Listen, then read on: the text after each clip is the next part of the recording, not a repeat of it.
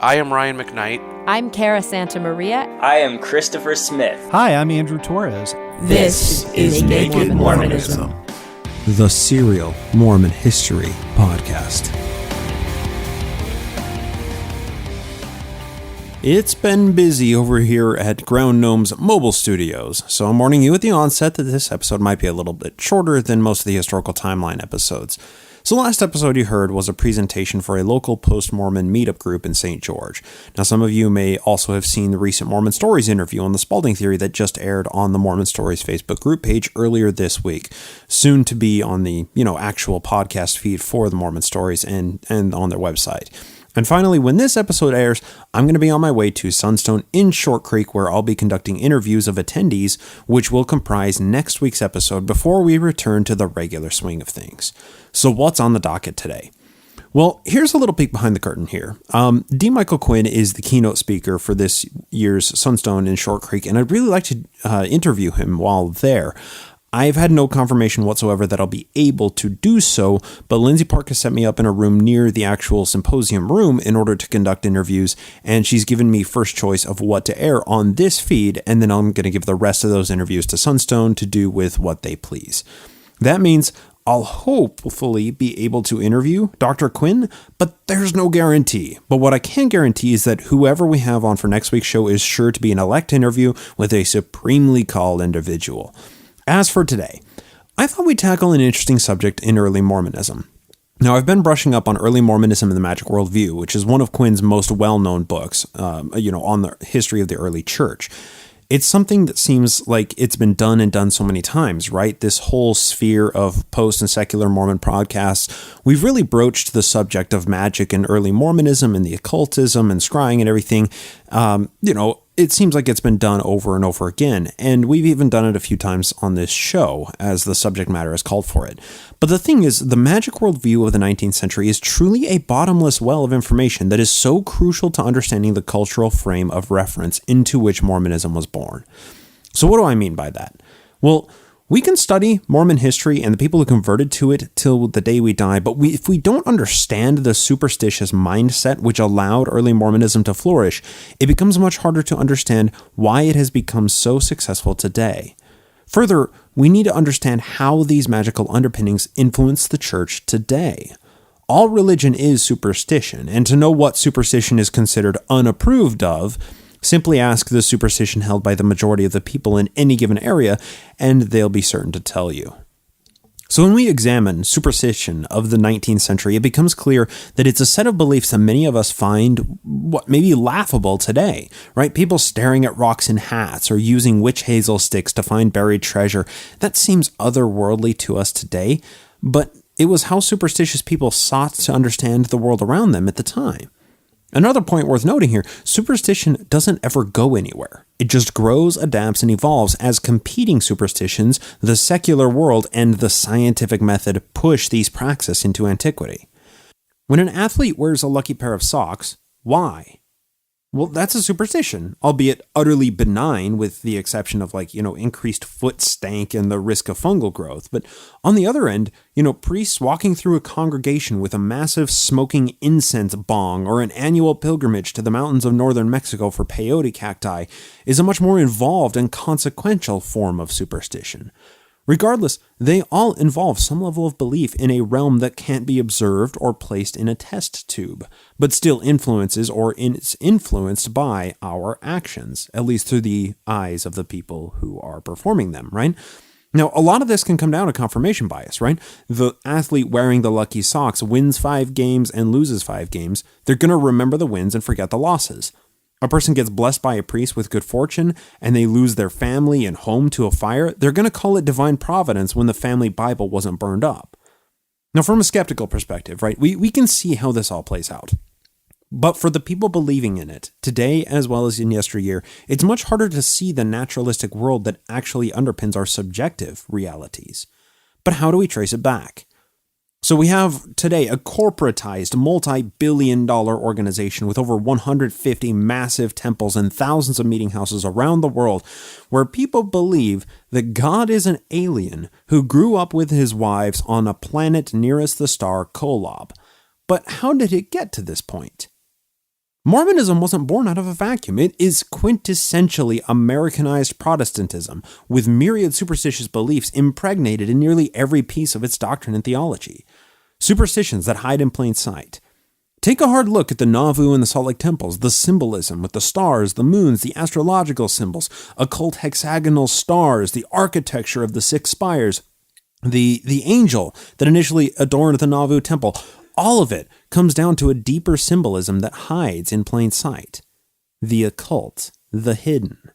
That's a working definition of the occult in the 19th century, merely that which is hidden from plain view. Occult practices are varied and fascinating. Occult may seem like something singular that you can put a finger on, but occult is more like a massive label ascribed to many different practices. Folk magic is even a fairly large umbrella term that is used nearly synonymously with occult, but they aren't the same term. Folk magic is a term usually relegated to like protection charms, divination or scrying, along with, some herbal remedies and, medicinal practices and stuff like that. Whereas the occult, it usually incorporates a much deeper and more time-consuming practice, like spell circles involved in folk magic and symbolism in numbers and theology, astrology, sciomancy, necromancy, and other such, controversial practices that we would call occult, or in the 1980s, if you're a Protestant Christian, satanic, right?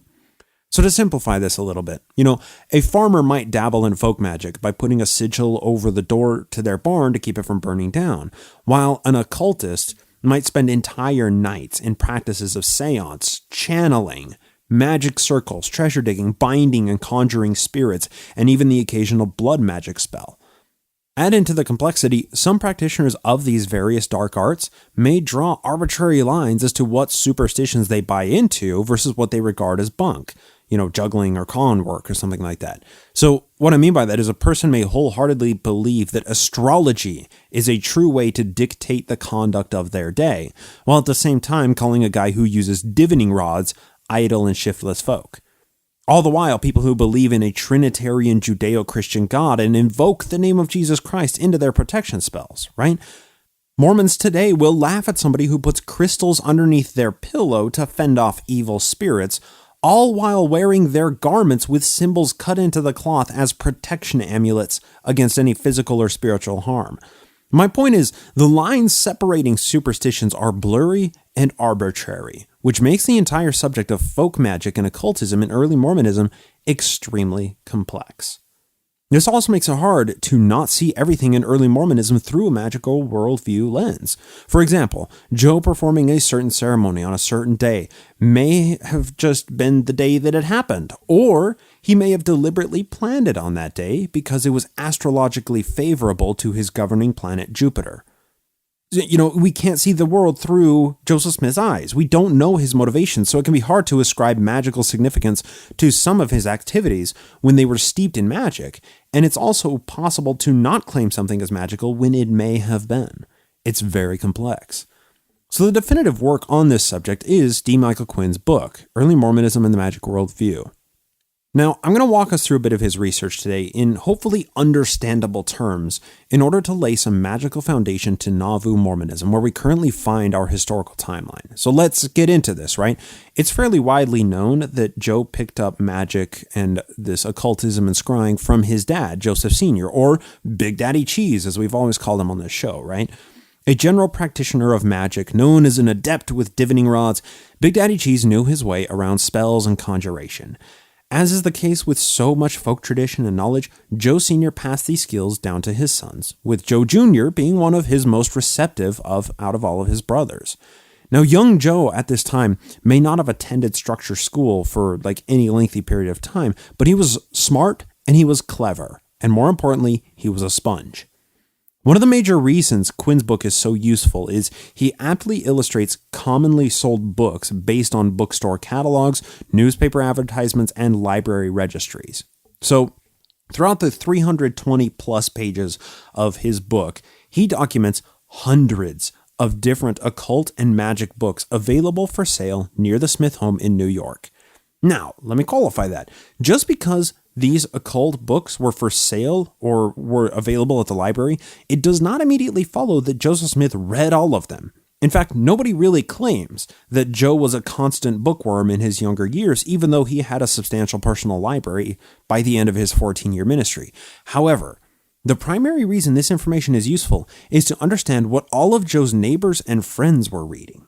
You know, a person can read a book and communicate its contents to an eager inquirer in a short amount of time, right? These books, coupled with the oral tradition through which much of the occult was actually passed, illustrates the culture which shaped the young Joseph Smith's mind.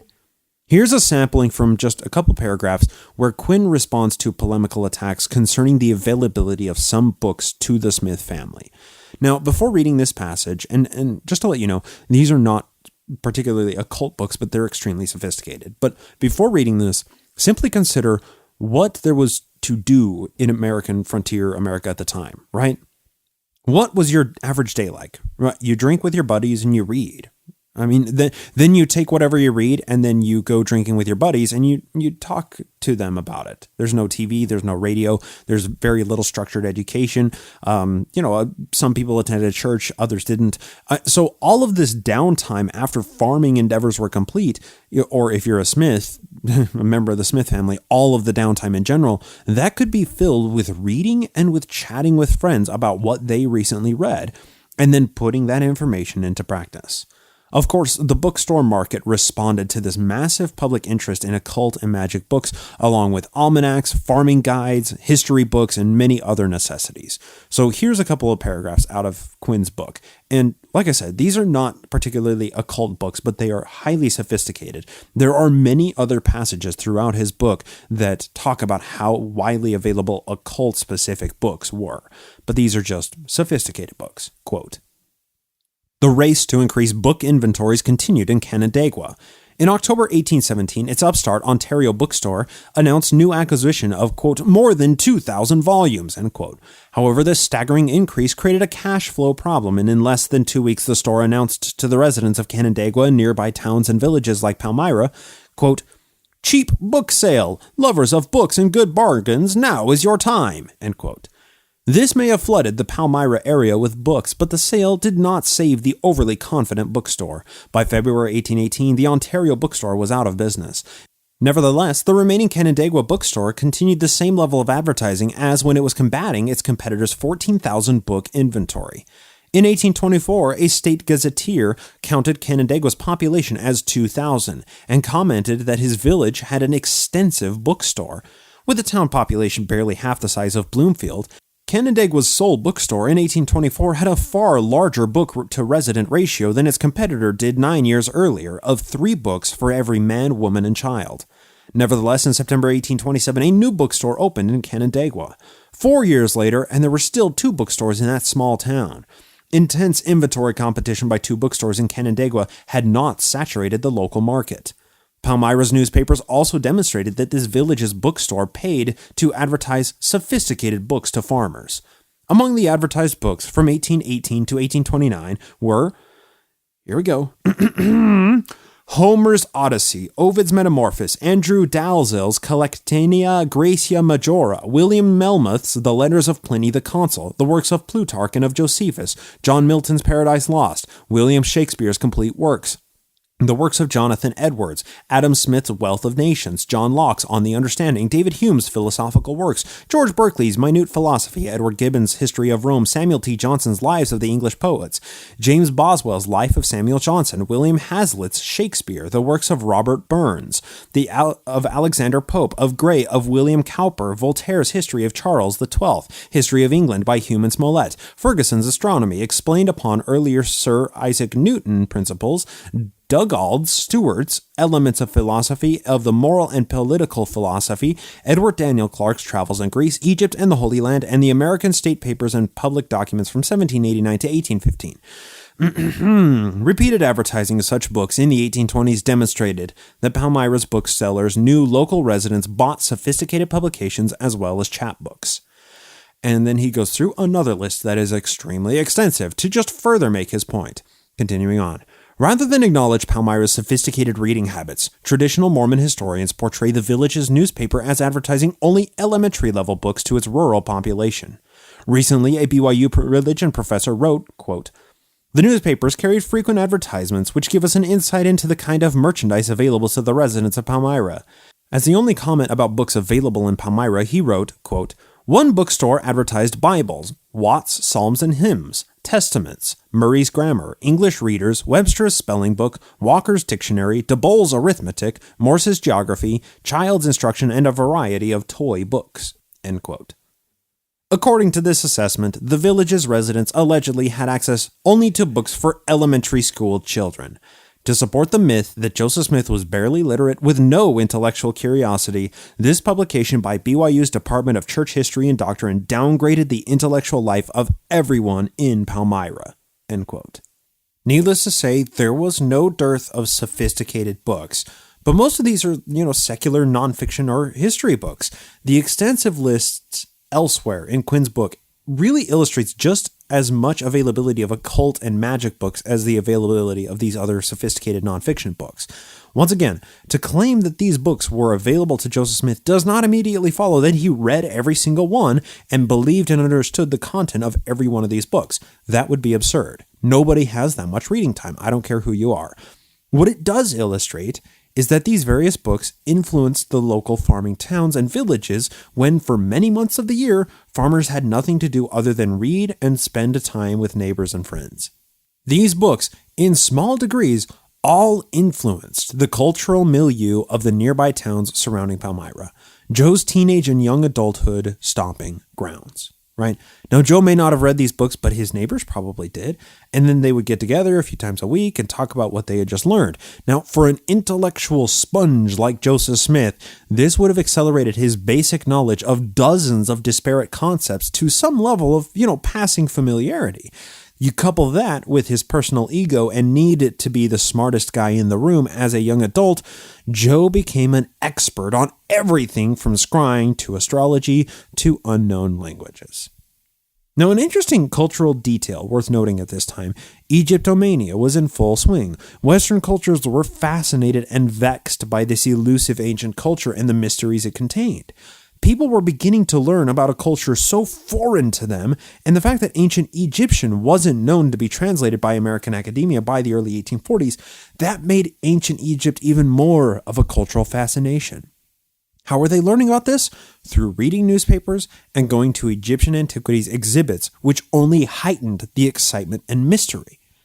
Ancient Egypt still produces an entire realm of speculation today. Oh, how were the pyramids built 4,500 years ago in such a short time without cranes and modern technology, or leave any archaeological evidence of the materials and tools used to build them? Well, they must have been aliens, right?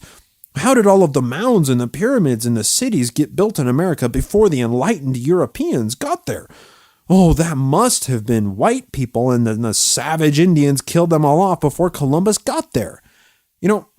History and archaeology, it still holds many mysteries today, and we've been digging and studying for a couple centuries now, but it was all so new to the people in the early to mid-19th century America. Egypt was viewed as the central focus of ancient magic and the occult. Various fraternities who practiced magic and ceremonial ritualism made fantastic claims about the ancient Egyptian roots of their practices. It was widely known in the 19th century that Freemasonry didn't actually descend from Solomon's Temple or from ancient Egypt, but there were many Masons back then, and even Masons today, who believed that the ascendancy ritual to spawn from these early cradles of civilization. All magic and traditions were inextricably linked in the magic worldview, right? From ancient Egypt to the mysteries on the plains of Eleusis, to the Zohar and Kabbalah, to Jesus and his mysteries invoked at the Last Supper with feet washing, all the way to the post-Enlightenment practices that delineated among astrology and alchemy and divination and all these other practices. All of these are westernized interpretations of the same pursuit, understanding the spiritual realm that underpins our mortal existence. Now, the introduction to the Book of Mormon invokes the pursuit of Egyptian mysteries mingled with Jewish Kabbalah.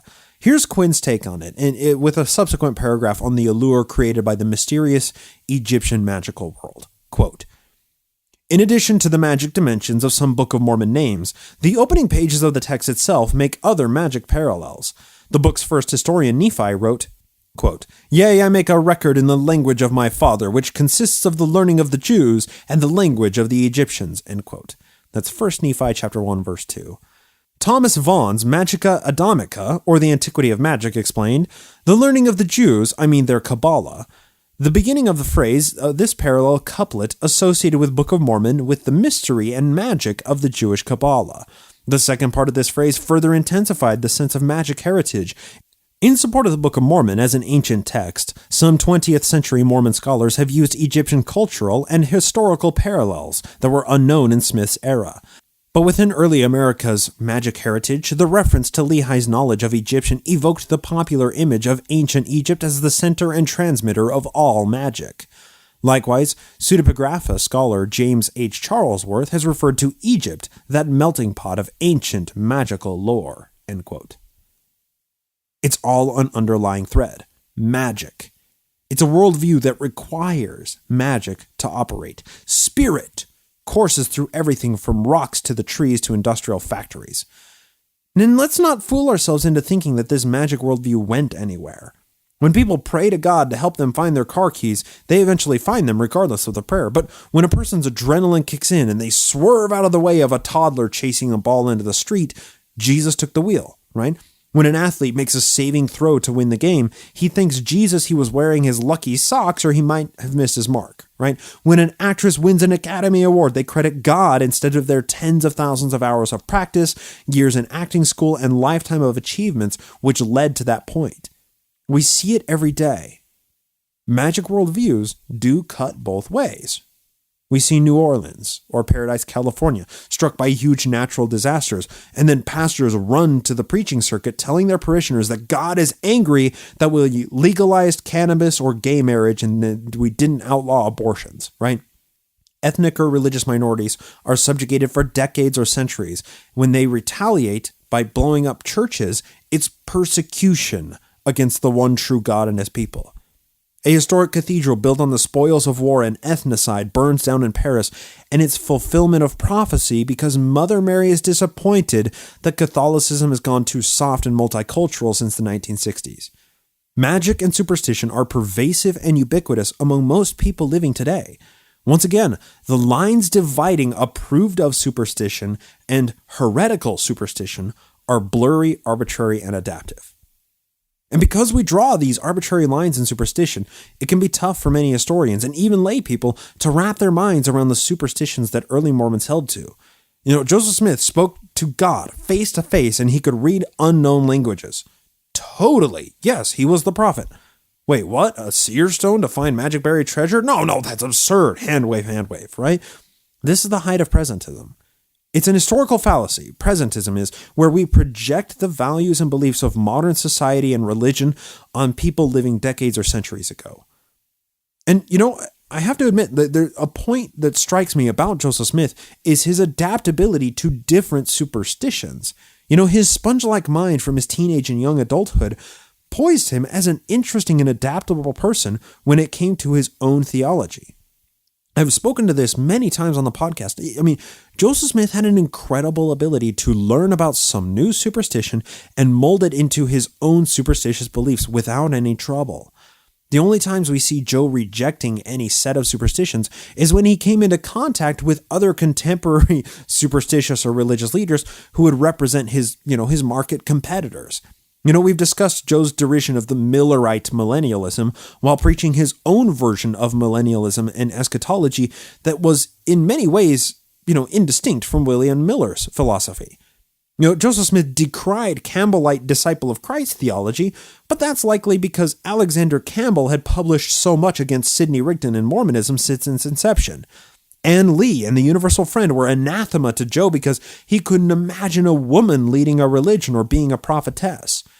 However, dead theologians that were no longer market competitors for Joseph Smith, like Emanuel Swedenborg, Conrad Beissel of the Ephrata Cloister, and proprietors of superstition like Peter Buchan and Ebenezer Sibley, they presented ripe picking grounds to grow Joe's own personal theology.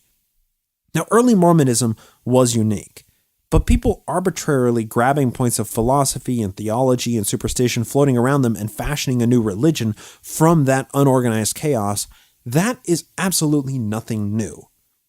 Joe's treasure digging and scrying with Precious and Mr. Hat, that's been done 1,000 times on every Mormon history or Mormon themed podcast. We've discussed it a few times in this show. What I'm interested in here is the magic beliefs and practices of other early church members. Because if Joe was a practitioner of magic and his pre-Mormonism friends were almost exclusively fellow magic-minded folks, it would be understandable that his religion would appeal to other magic-minded folk. We know Oliver Cowdery, primary scribe of the Book of Mormon. He was quite the diviner with his magic rod, right? The 1833 Book of Commandments that was, given to him, it first included the wording of the gift of the rod of nature. But after Eber D. Howe's explosive expose was published in 1834, was poking a lot of fun at the magic worldview of the early Mormons, that revelation in the 1835 edition of the Doctrine and Covenants was reworded to the gift of Aaron, instead of the gift of the rod of nature, completely scrubbing the occult context from Oliver Cowdery's divinatory practices. Similarly, Alva Beeman. He was a Palmyra resident before Mormonism. He was a friend of the Smiths. He was known as, quote, a great rodsman, end quote. He was born at the beginning of the American Revolution, and he, along with another magic practitioner, they even exhibited some mineral rods that they used for divination in the Kirtland Temple shortly before Alva Beeman's death in 1837. Another interesting detail, his daughter, a childhood friend of Joseph and his siblings, 10 years Joseph's junior, became Joseph's wife sometime probably in 1841, Louisa Beeman. The Beeman family were some of the earliest converts to the early New York era church. Now, the Whitmers, now this takes a bit to go through, but the Whitmers are an interesting example of a magic-minded family as well. They comprised 5 of the 8 original gold plate witnesses, and roughly 30% of the Book of Mormon was translated in the upper floor of their home in Fayette, New York. The Whitmers lived a mere 4 miles from the Ephrata cloister for a brief period, which was highly steeped in magic and Rosicrucianism. Now, first off, let's talk about the Ephrata and Rosicrucianism before we talk about the Whitmers and their magic practices. So the Ephrata cloister, let's get that foundation. The Ephrata cloister was founded by 3 guys in Lancaster, Pennsylvania. The charismatic leader, Conrad Beisel, he's very enigmatic and a pretty fascinating guy. He migrated from Germany and created this Ephrata cloister in 1732 in Pennsylvania. They practiced celibacy, the pursuit of spiritual nirvana in a Christian sense. They held to the beliefs of Rosicrucianism, which we'll get to in a minute, and they also baptized people to grant posthumous salvation for their dead loved ones. And they cited the same scripture in Paul that the Mormons used to theologically justify their posthumous baptisms for the dead. They also inducted people into the Melchizedek priesthood. Now, this Ephrata cloister, it was 4 miles from the Whitmer home in Pennsylvania before they moved to Fayette, New York. And this was a cloister of a religious group, kind of like the Shakers in New Lebanon, New York. It's founded around the same time as the Ephrata. You can see it today. It's an entire community of buildings in the little sequestered area in the forests of Pennsylvania. The Ephratites, I guess you'd call them, they wore stark white robes. They went through an ego dissolution with the help of a mysterious white powder after a 40-day intensive fast and meditation period, after which the initiate would receive a new name, like a temple name. The last celibate initiate of the Ephrata cloister died in 1813, but believing practitioners continued living in the buildings until the 1930s. The Ephrata even provided medical service to over 200 Revolutionary War soldiers. The thing is it's a fascinating little religious group. The Ephrata was eventually absorbed into a larger German Baptist congregation, but the buildings today remain distinctly Ephrata. And the buildings still stand today. You can see them. It looks very temple-esque. They're maintained by the Pennsylvania Historical Society. You can see them for yourselves. One thing worth noting here is that when immigrants would come over from Ireland, from Germany, from China, from other locations, oftentimes they would locate into a central area and they would, kind of intermingle in that area and, put down roots in that one place. Pennsylvania is known as the German area in early America. And of course, that is worth noting because the Whitmers were first generation. Peter Whitmer Sr. was a first generation German immigrant. The family spoke German at home. So on the occult foundations of this German and Rosicrucian movement known as the Ephrata cloister, this is from Quinn's book on page 102, Early Mormonism, the Magic Worldview. Quote, out of Pennsylvania's environment of religion and magic came early 19th century American contributions to the published texts of magic. In 1813, Johann Holman printed an advertisement in a reading newspaper for Der Freund in der Nacht, the friend in need, a book of magic charms he recently published in that city. It was falsely designated as a 1790 publication at Offenbach am Main in Deutschland by a resident of Tyrol. Holman borrowed the title and content from an occult manuscript that had been circulating as early as 1752 in Pennsylvania. In 1820, Holman published his own Der lang verborgene Freund, the long-lost or hidden friend. Reprinted the same year, by 1829, this popular handbook had 5 editions, one published in Ephrata. Holman's occult manual, A Grimoire of White Magic, was the only known source for an inscription on one of the Smith family's magic parchments. End quote. Okay, so why is this important? Why is the Ephrata important? Why is the magic that was coming out of the Ephrata important? Why are these German textbooks of the occult important? Okay, well, the Ephrata commune knew the importance of a printing press in order to thrive in an ever-growing marketplace of American Protestant Christianity. Joseph Smith knew this as well. That's why he always had a printing press. So the Ephrata cloister printed books for themselves using paper they made, as well as hired out jobs from other religions and other, publishers in order to help pay the bills. And interestingly enough, too, Conrad Beissel, one of the founders of the groups, even wrote his own hymn book with over 1,000 original compositions. The fact that an occult handbook that was printed in German by the Ephrata community near where the Whitmer family lived at the time, themselves a German-speaking first-generation immigrants, was likely used as a source for the Smith family magic layman, that is a rather striking fact. Now, the Smith family magic layman, what is this? Okay, if you haven't seen the Smith family layman, Google that right now. It's a set of magic parchments with various sigils and spells and all kinds of inscriptions that Quinn expertly traces back to the originations of each of these source occult handbooks that was used to construct every spell and sigil on these parchments. And that's basically the entire premise of his book, seeking to explain the occult and magic context that constructed those magic laymans and therefore shaped Joseph Smith's theology and superstition. Needless to say, if the Whitmers had an Ephrata cloister connection, which hasn't been actually documented, but it's easily deduced from the available evidence, their connection to the occult is certainly historically tenable. Further, we have statements from people who knew the Whitmers prior to Joseph Smith appearing on the scene. Now, the Whitmers weren't always viewed as favorable, especially by their preacher, from whose congregation they defected upon joining Mormonism. This is what he said, quote, I am acquainted with the Whitmers. They are gullible to the highest degree and even believe in witches. Hiram Page is likewise full of superstition, end quote. And of course, Hiram Page is also one of the witnesses of the Book of Mormon, the gold plates, I should say, of the Book of Mormon, and one of the sons-in-law to Peter Whitmer Sr. And I'm going to continue on a couple of paragraphs about the Whitmers and their Ephrata connection with occult and mysticism. This is beginning on page 239 of Quinn's book. Quote, the minister's description fit the cultural background of the Whitmer family before they moved to New York. The Whitmers were originally Pennsylvania Germans, and these early American ethnics were known for their almost universal belief in witchcraft and counter-charms against witchcraft. The Whitmer family's New York minister recorded that Peter Sr. had originally lived in Lancaster County, Pennsylvania.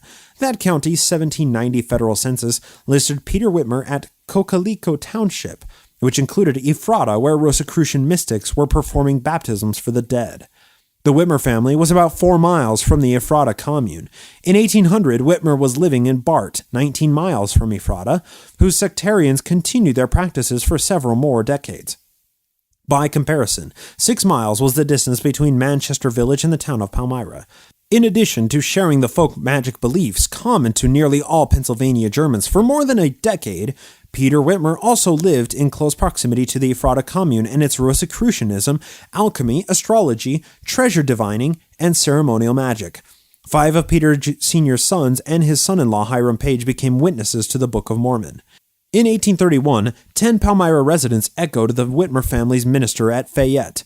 The Mormons who converted at Manchester and Palmyra, quote, are profound believers in witchcraft, ghosts, goblins, etc., end quote. By the late 19th century, non-Mormon author Charles Marshall extended this observation to an interpretation of the early appeal to Mormonism. Quote, it was among an ignorant and credulous people of this kind, capable of believing in the necromantic virtues of a big stone held in a hat, and of treasure descending perpetually under the spades of the searchers by enchantment, a people already prepared for any bold superstition by previous indulgence in a variety of religious extravagances, that Joseph Smith found his earliest coadjutors and first converts, end quote. As stated throughout this book, such use of quote-unquote ignorant was a denial of the fact that intelligent people believed in the superstition he described. Also, one person's superstition is always another's devout faith, end quote. So, with all of that said, I think it's safe to say that every single person in the Whitmer family were very superstitious people. Beyond that, every member of the Smith family, Oliver Cowdery, and Hiram Page were all superstitious. Martin Harris, as we call him Not So Smarty Marty on this show, was legendarily superstitious. That's a way of saying that every single person who signed the witness statements in the beginning of every copy of the Book of Mormon believed in the magic worldview.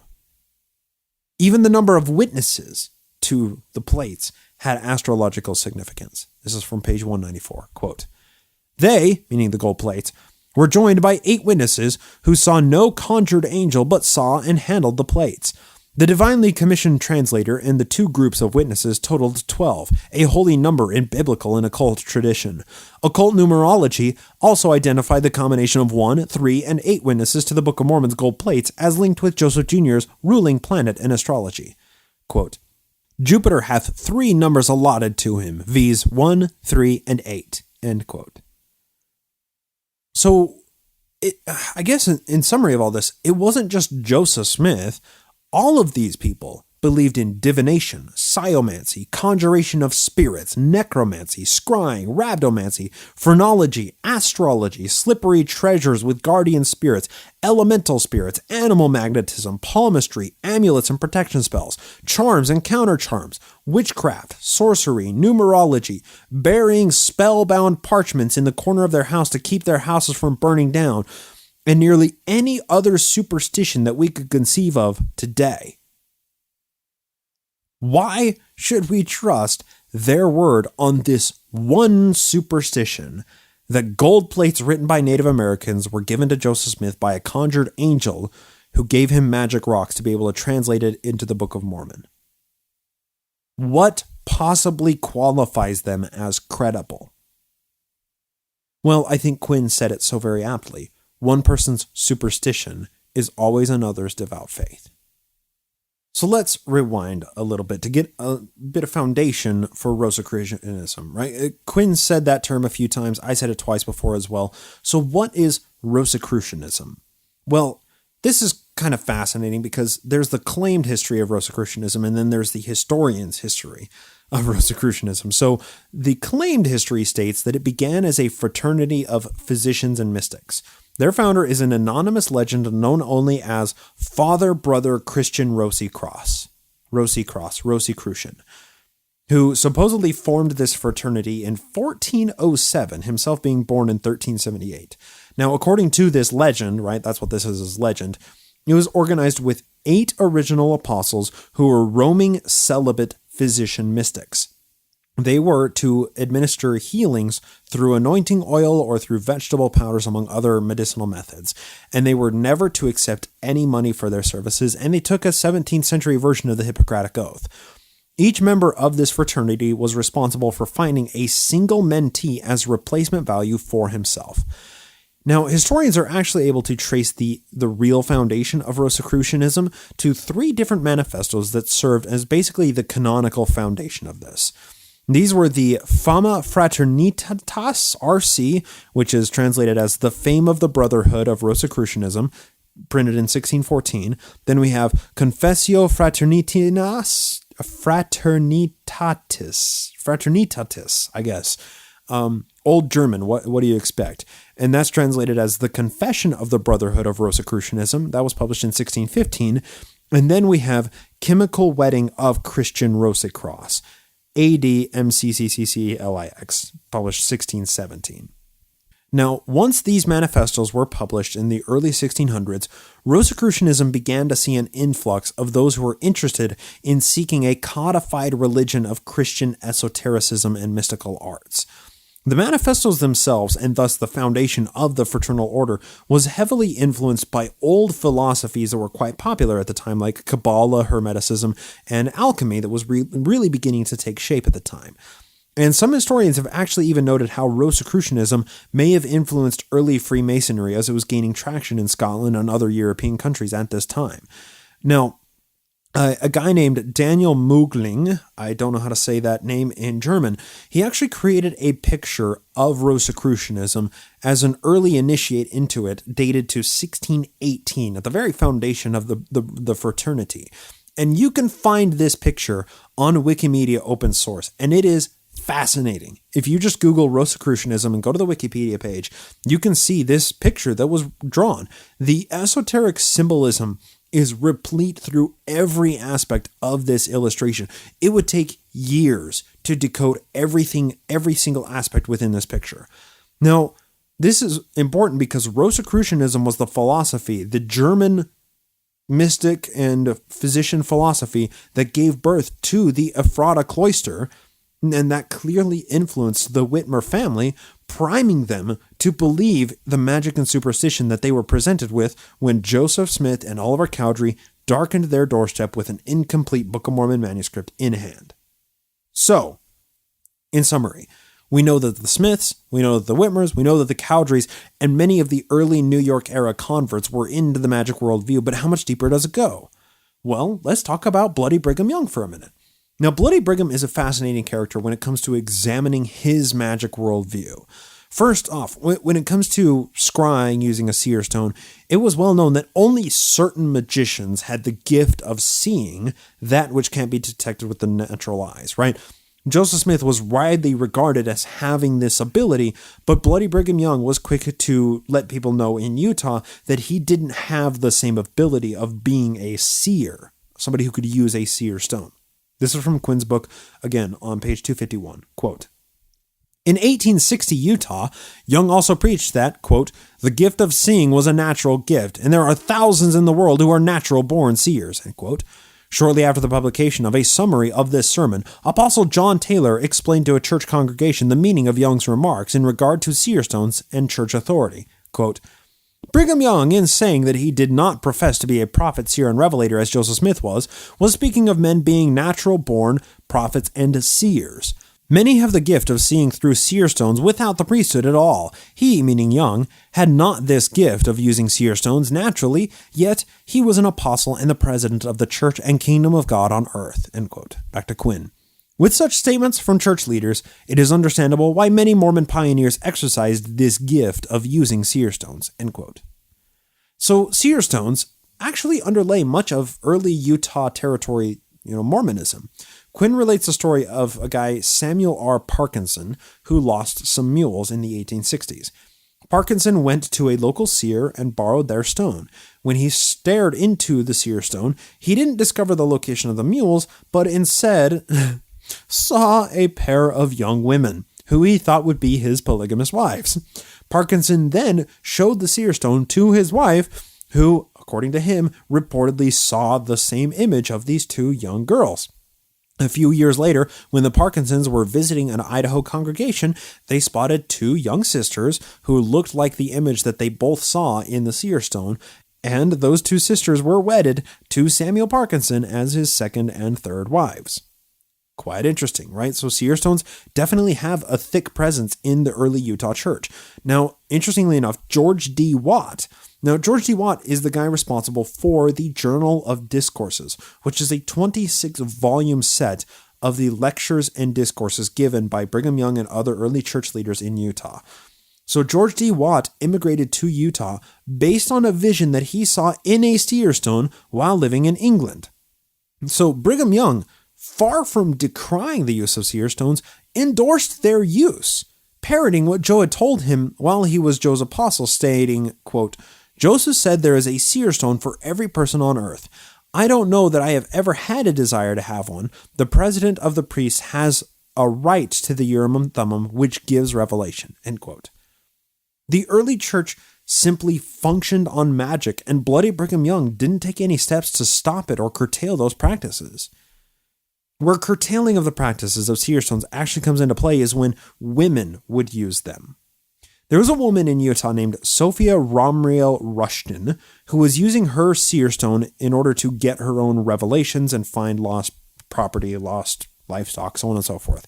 So she gained a reputation in Utah as being a seer and therefore a prophetess of sorts, which could easily undermine the patriarchy and the social order, right?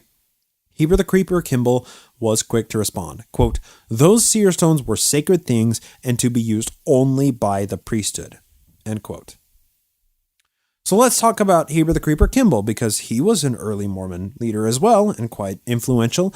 Let's talk about him for a minute because he practiced his own version of divination that's much more similar to the biblical usage of the Urim and Thummim. Right, so we know divination is holding two divination rods, and as they turn, that is your answer. But Levitical priests in the Torah, using the Urim and Thummim, basically they were painted stones that they would cast after asking the Lord a yes or no question. However, the stones landed, that was their answer. So Heber the Creeper practiced a form of divination not by holding sticks and watching how they pointed, but by holding his cane up, asking the Lord a yes or no question, and then dropping the cane like chicken bones. And wherever it landed, that was his answer to the yes or no question. This is known as a special form of divination known as rhabdomancy, and this was Heber the Creeper Kimball's preferred form of divination. And, Kimball's justification for the endowment under Joseph Smith, even that harkens to his magic and, his magic worldview and this perfected version of masonry that supposedly descended from Solomon's temple, that supposedly descended from ancient Egypt, of course, right? People today talk about how the temple endowment ceremonies are based on masonry. Early church leaders knew that there were similarities, but they didn't view it as derivative so much as perfected. This is from Quinn, quote, "Apostle Heber C. Kimball, a Freemason for many years, expressed his view a month after receiving the Mormon endowment in 1842. Now quoting Heber C. Kimball, quote, "We have received some precious things through the prophet on the priesthood that would cause your soul to rejoice. I cannot give them to you on paper, for they are not to be written. There is a similarity of priesthood in masonry. Brother Joseph says masonry was taken from priesthood, but has become degenerated, but many things are made perfect," end quote.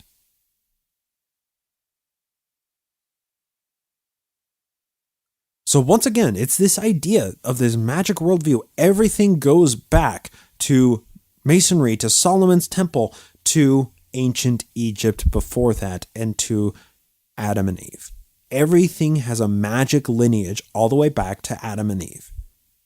And it wasn't just the endowment that had this magic worldview in the idea of, Bloody Brigham Young and Heber the Creeper Kimball, Joseph Smith, right?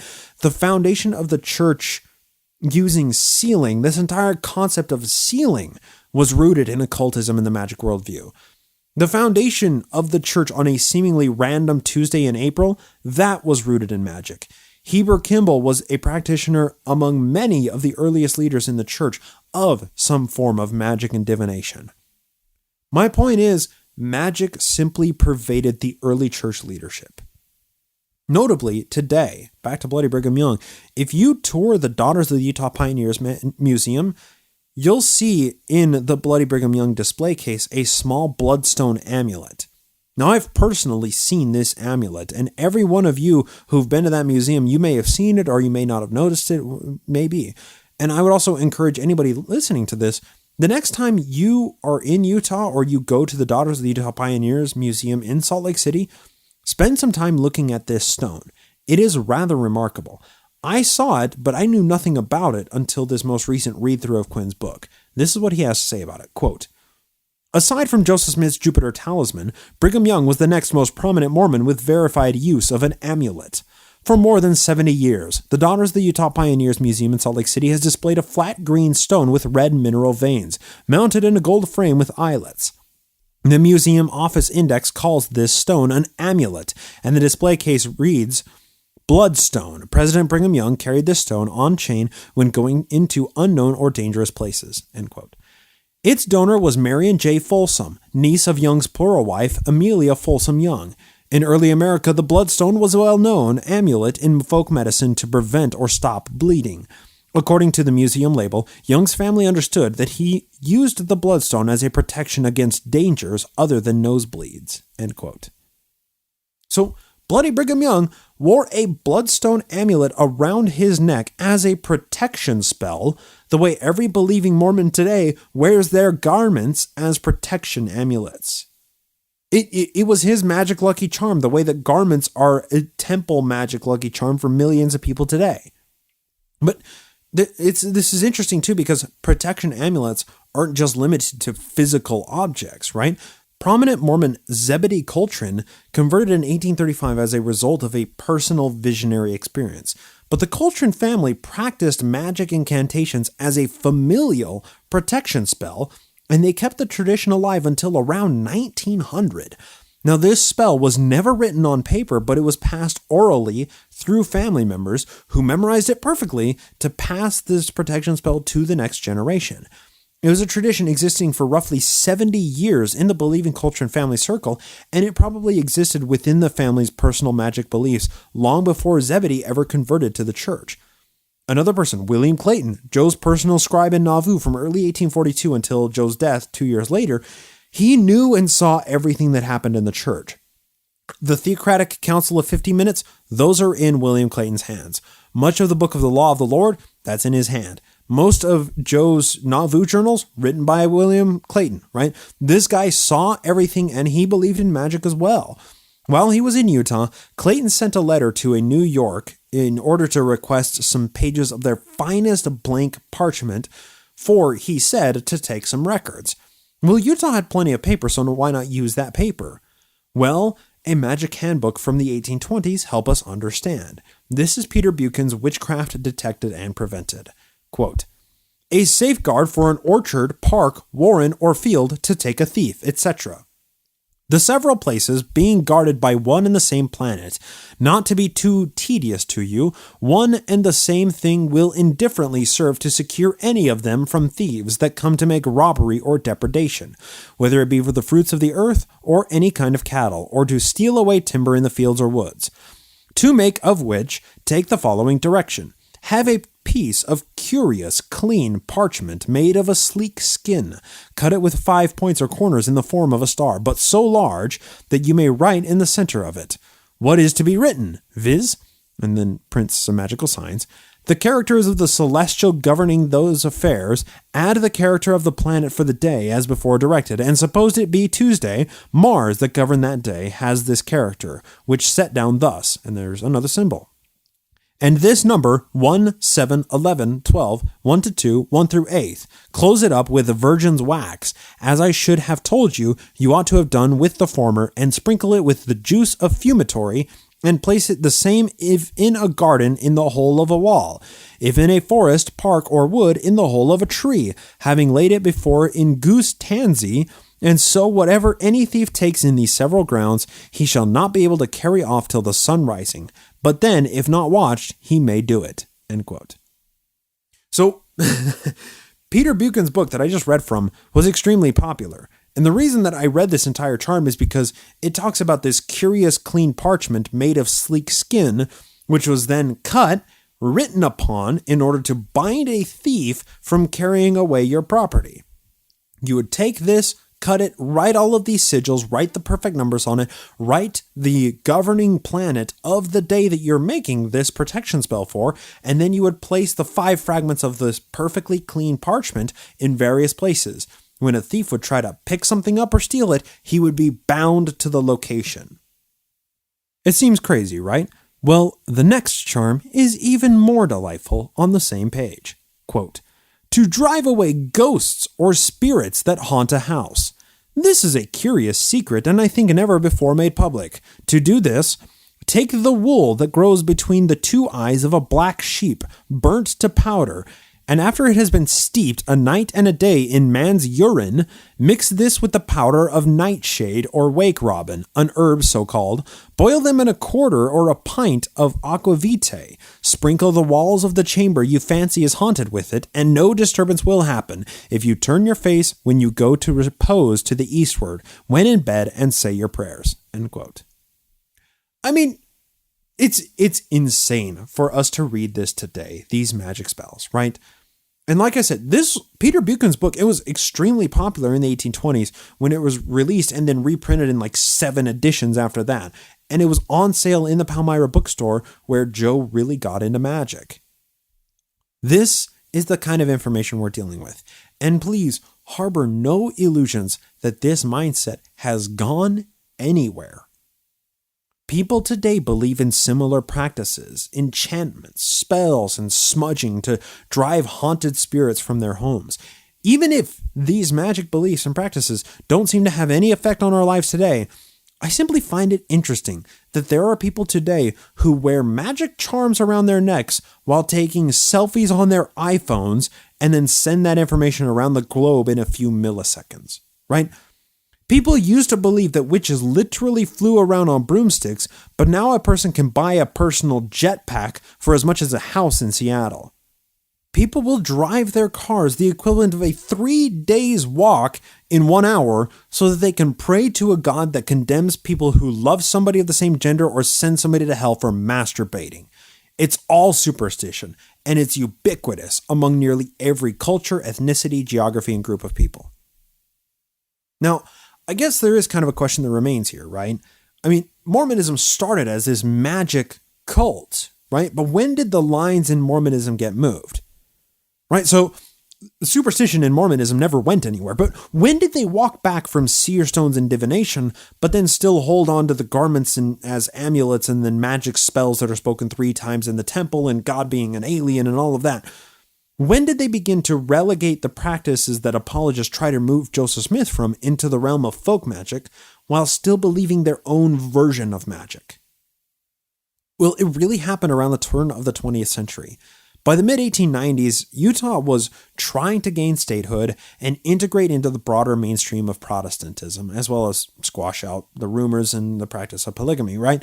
When Joseph F. Smith took over as prophet of the church, nearly all of the old guard from the original Kirtland and Nauvoo Joseph Smith years had died off, and they no longer influenced the church. Joseph F. Smith made a concerted effort to bring Utah into control. He instated curfews. He increased regulation of Sabbath day observance. He banned face cards. He tightened the ropes on coffee, tea, and alcohol, although it was his successor who was largely responsible for really tightening down on the whole alcohol part. But Joseph F. Smith pushed magic in Utah to the fringes of Mormon practice when he couldn't directly snuff it out. From Quinn, quote, "In this dizzying procession of institution and theology, magic was only an undercurrent. During Joseph Smith Jr.'s presidency, most Mormons had no verified experience with folk magic or the occult.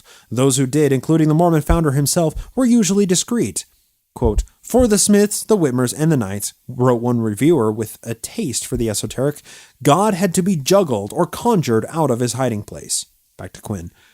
After 1830, the Mormon folk believers were overwhelmingly outnumbered by converts from churches. Converts to Mormonism came from diverse backgrounds. Some had previously integrated folk magic with conventional beliefs and practices of religion. They were sympathetic to continuing that synthesis. Others seem to have adopted folk magic only after becoming Mormons. For them, something within early Mormonism sanctioned such practices.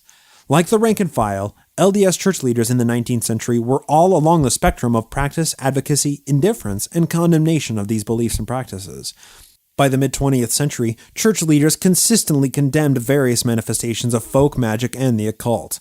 Not surprisingly, the overwhelming majority of modern Mormons have long since assimilated the general American population's attitude toward magic and the occult. In this respect, current Mormons are virtually indistinguishable from most 20th century American Protestants and secular rationalists. End quote. Yet Mormons today draw their arbitrary lines of superstition where they see fit. They estrange a child because she's reading Wiccan books by candlelight, or because he's reading Harry Potter books and playing with a magic wand that he cut from a tree. It's all superstition. It just so happens that 15 random guys at the head of a multi-billion-dollar corporation, started by some random guy 185 years ago, claim that only their specific form of superstition will get you to their specific field of reeds. They're Elysium. No, sorry. They're Valhalla. Shit, no, that's wrong. They're Sugar Candy Mountain? Yeah, whatever. You know what I mean.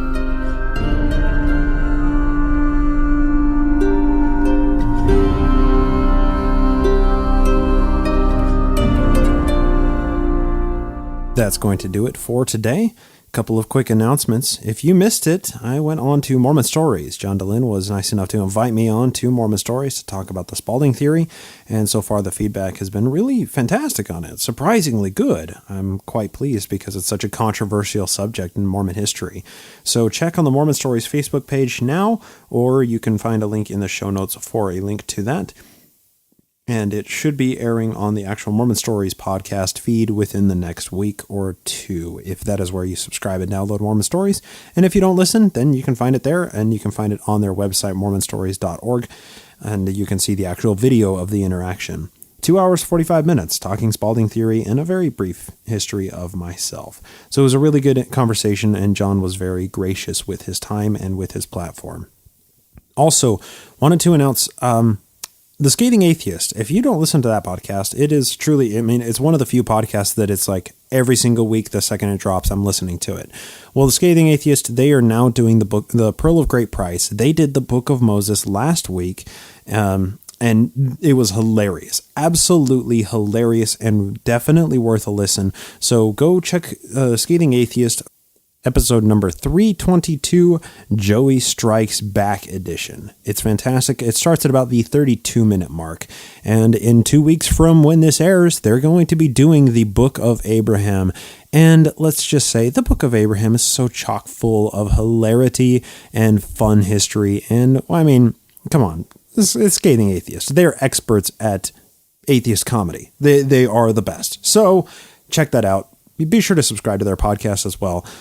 Also, I wanted to do a brief listener mail segment. Okay, so these two emails I'm going to discuss and read today are, they are in response to episode 150, where I am talking about, where we talked about Helen Mar Kimball, the arguably one of the most controversial of Joseph Smith's polygamist wives, and in her own right, a very controversial character, especially concerning Utah polygamy and her own writings concerning polygamy. Here are two emails, and they're very similar, and they're very brief, and I want to speak to this point. Just FYI, this is from VS, it's anonymous. The average age of getting a period in Joe's day was 16 and a half years old. So at 14, the girls were prepubescent compared to 9 years old today. So that would be classified as a pedophile. And then signs, sorry, I have to stay anonymous. My TBM family are a nightmare. Also had an email from Withheld. Withheld said, listen, I'm a fan. I'm listening. Okay. I'm a long-time listener and supporter, and thank you very much for your support. Name Withheld. And while I am loath to give Urban Dictionary any exposure, if Urban Dictionary went away tomorrow, I wouldn't miss it. Literally, one of the only good things I ever found on it was this, quote, an ephebophile is a pedophile with a thesaurus, end quote. While I understand the distinction you're making, is this something you really want to get behind? A prescriptive argument about how people use the word pedophile to defend people taking advantage of young people with much less experience than grown adults? Much less grown adults with a track record of using religious positions to take advantage of them? Most people call it pedophilia, even when the victims are 15 or 16, and maybe using descriptive linguistics here is better than making a prescriptive argument. So let me do my best to speak to this. The term pedophile comes from the turn of the 20th century. It is presentist at its highest to claim that somebody was a pedophile when we are working with a definition that came along nearly 100 years after those people were alive. Ephebophile is much younger than it, coming out of the 1960s and 70s. So when we're talking about these definitions and labels that we are applying to past characters and their conduct towards people of a younger age, that is worth noting that we are using presentist definitions in order to describe what is going on. So here's some information, right? So Joseph Smith, the gap between him and Helen Mar Kimball was 23 years. That is quite interesting, isn't it? Brigham Young, the largest gap between him and his youngest wife, Clarissa Decker, was 27 years. The next prophet, Lorenzo Snow, the largest gap came from his wife, 15-year-old at Sarah Minnie Jensen, who he married at the age of 57. That was a 42-year gap. The fourth prophet, Wilford Woodruff, his youngest wife was Emma Smoot Smith, and there was a 31-year gap between them. So I'm not going to say it. I'm not going to say the age is just a number argument, because that's not the point I'm making. The point I'm making is the labels that we are applying to their conduct are labels that came on after the time that they conducted their conduct, right? So we are trying to view what is going on in the past through our own lens of today. Now, social mores were different back then as they are today, and any Mormon apologist who studies polygamy is going to be quick to tell you that it wasn't uncommon for a 14 or 15-year-old girl to be given to another, or be given to a man to be married off. That doesn't necessarily apply to the polygamy dynamic, because it is much more complex than that.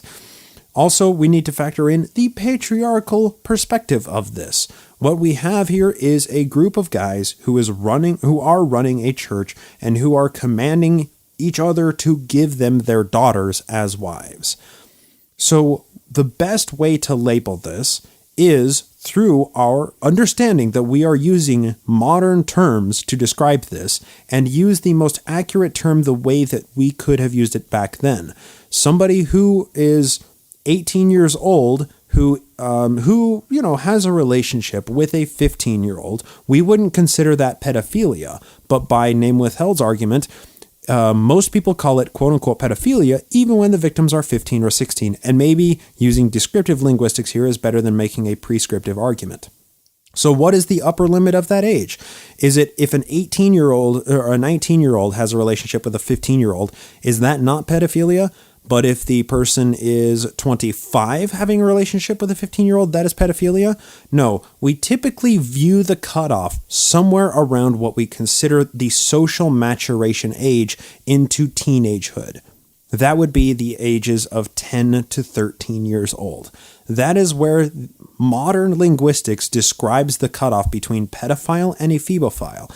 And the thing is, if you're going to call Joseph Smith or these early church leaders pedophiles, be descriptive with your language. Be accurate with your language. And our modern day definition of pedophile doesn't apply. The age gap in and of itself of 20 years, of 30 years, of, in the case with Lorenzo Snow, 42 years, that, even in and of itself, doesn't imply pedophilia. Ephebophilia is older men attracted to teenage women.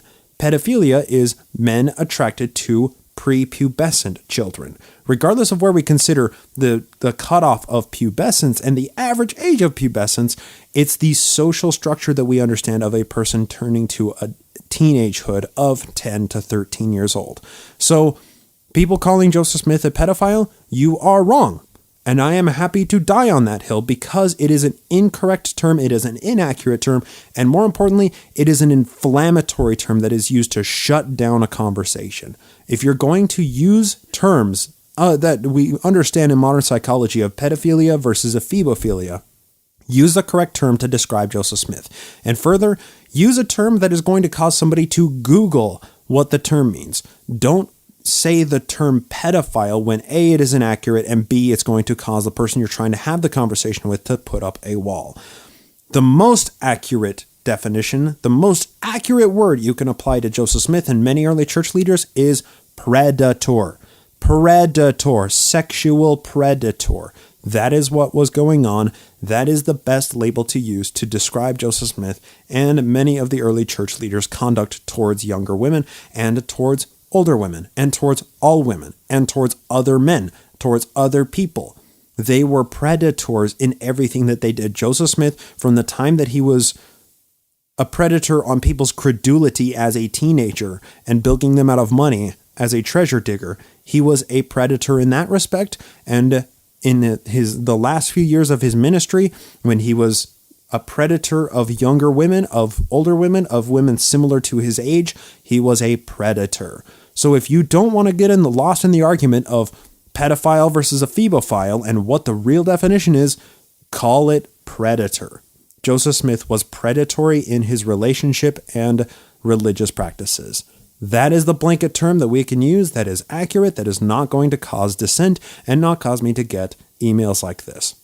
Regardless, if you want to get in touch for any reason, you want to let me know how wrong I am or how right I am about something, nakedmormonism@gmail.com, or you can go to nakedmormonismpodcast.com and enter into the contact form there.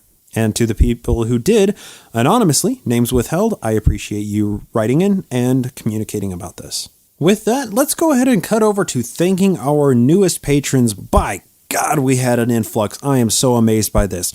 Okay, new patrons, we have Estelle LaCroix, which is, it sounds like the most fanciest beer of all time. Like LaCroix already has like a nice, I don't know. It's like a combination of Estelle and LaCroix. I love it. I love it. Anyway, we have Daniel Lilligard, Bart Butcher, Mandy Lind, Danica Paulos, and Darren Austin as new patrons, and also pledge edits. We have Larry Nielsen and Aunt Anna.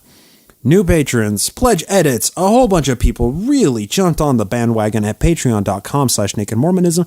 So to all of those new patrons, you guys are fantastic. Thank you so much for pledging to support this show and to keep me working full-time in researching and studying Mormon history and bringing it to you in a palpable format. Hey, D. Michael Quinn's book is super dense. Hopefully I made it accessible this episode.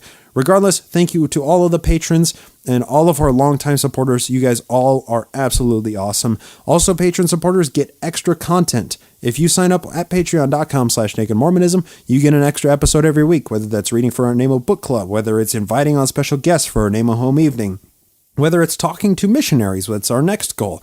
You know, how to talk to missionaries, how to have 5 to 10 minute conversations that are just quick, easy, and won't cause them to put up barriers. That's our next goal, and it's really close on the horizon. So if you really like the show and you want to throw us $1 an episode, that'd be super awesome of you. And to all of those who do that, thank you so much. And of course, to everybody who doesn't do that, be sure to like and subscribe to the show. And if you have the ability to leave a review on iTunes, Stitcher, or your podcasting app of choice, that really helps with visibility. Also, be sure to check out the sister shows, My Book of Mormon podcast and Glass Box podcast. Currently on My Book of Mormon, we're reading through the Community of Christ Revelations, which is surprisingly interesting, learning about RLDS history. And on Glass Box podcast, we most recently went through April General Conference. I watched it and live tweeted it, so you don't have to. So if you want our takedown of that, My Book of Mormon and Glass Box podcast. And of course, for hitting download on this podcast, I want to thank you all so much for lending me your ear. I hope to talk to you next time here on the Naked Mormonism podcast.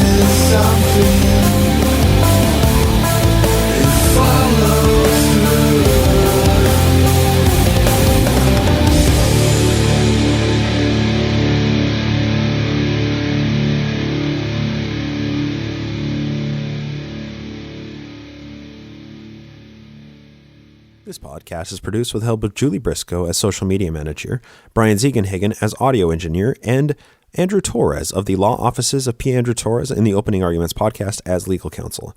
Music is written and performed by Jason Camo of aloststateofmind.com and used with permission. Naked Mormonism is a production of Ground Gnomes LLC, copyright 2019, all rights reserved.